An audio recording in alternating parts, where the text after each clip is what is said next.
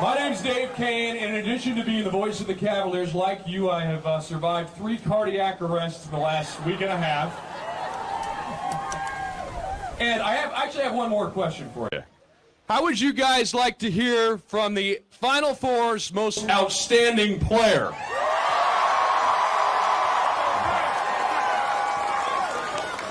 That's your cue, Mr. Guy. Kyle Guy.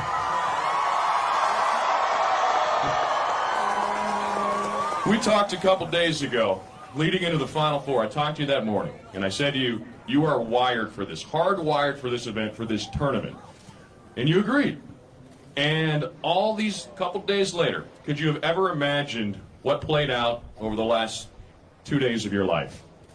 Yeah, I mean, this whole team is you know, wired and built for this. And we've been saying it all year that we know we were good enough, and we have so much confidence in ourselves and our coaching staff and vice versa. So, you know, I don't think Hollywood could have done a better job of the way that it ended. So.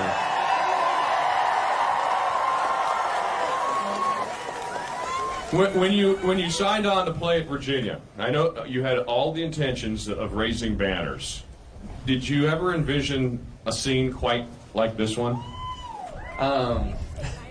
This is stuff that we dream about. You know, I was telling, you know, the guys that came in the 2016 class, Ty, Dre, Jay, and Mamadi, you know, we did it. This is what we said we were going to do, and we did it.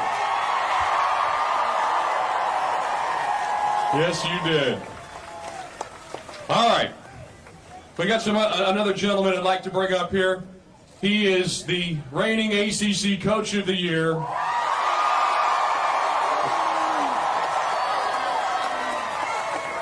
Tony Bennett. Tony, life's going to be a little different from you moving forward, I suspect, but 10 years ago, you came here. You said you wanted to build a program that would last and build something special. Could you ever envision this? Well, I guess this really happened. We really won the national championship, so this drives it home. One funny line, because Kyle mentioned Hollywood, we got in the locker room, and Coach Wilbur said, if they ever make this a movie, I want Will Smith to play me. So we got that going for us. But no, the fans have been great, and this is stuff you hope for. These guys did it. I came in and you know, I wanted it so bad for these guys, the guys before, but their resiliency to go through what they did, and I want to make special note of our only 5th year, Jack Salt, what he's meant to this program. He's a boulder. We talk about like our pillars. He's a boulder and a rock for our program. What he's represented on the court, his toughness in that Purdue game, but off the court in the community. He's got the whole package, and I'm so thankful that we got to be with Jack for 5 years, and he's been something for this program. So we're so thankful. We said this is going to bond us for a lifetime, and it was a blast. What these guys did under the bright lights was amazing, and I just felt like I was going along for the ride, and they made it one of the greatest joys of my coaching career. So I'll be forever grateful. And also, we loved it that you guys, we felt people pulling for us. The crowd in Minneapolis was amazing. You guys being here, and we're looking forward to celebrating. All right, folks, we do have some celebrating to do, and that does mean Saturday. We're going to do this thing a little more. So we wanted you to get a little taste of it. Welcome these guys back here this afternoon, and so grateful that you all were able to do that. But again, a reminder, at 2 o'clock on Saturday at Scott Stadium, we're going to be doing this thing up. So we'll have a little more time to get this thing done, and we'll get some more commentary, maybe even get DeAndre Hunter to talk a little bit. I don't know. What do you think? Not today. Not today. Not today. But we're going to hear more from these guys coming up on Saturday. So we hope you can come out there. Again, you can get there around 12:45 or so, but that thing will start at 2 o'clock over at Scott Stadium. So in the meantime, thanks for coming out. Thanks for the support. Let's go, Hoos. You got the national champs.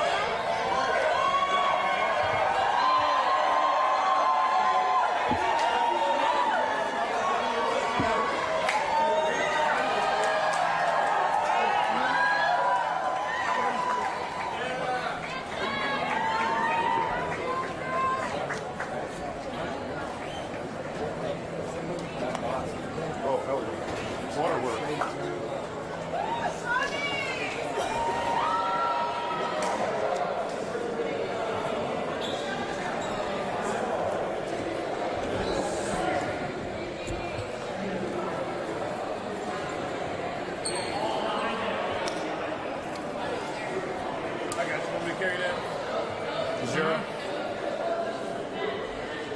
Want me to carry 0 for you? No, I got it.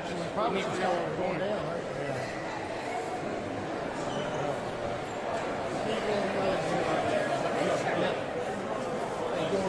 Where's the availability? No.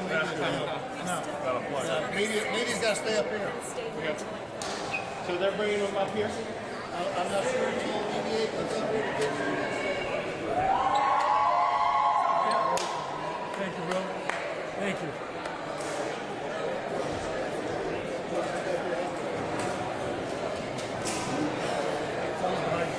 Real quick, they have left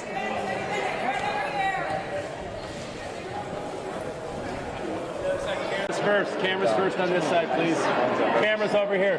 Cameras over here. Get it. Push back a little bit, please. Push back a little bit. Give him some room. Okay, hold on. Give him some room. All right, Let's go down in front. Let's go down. Your reaction when you saw all the fans out here waiting on you as national champion? Yeah, no, it was beautiful. You kind of, I don't know if it's really sunk in yet, but when we were driving and, the fans along the road and what it means to them and to us, that's one of the pure good things about sports, how it brings a community together.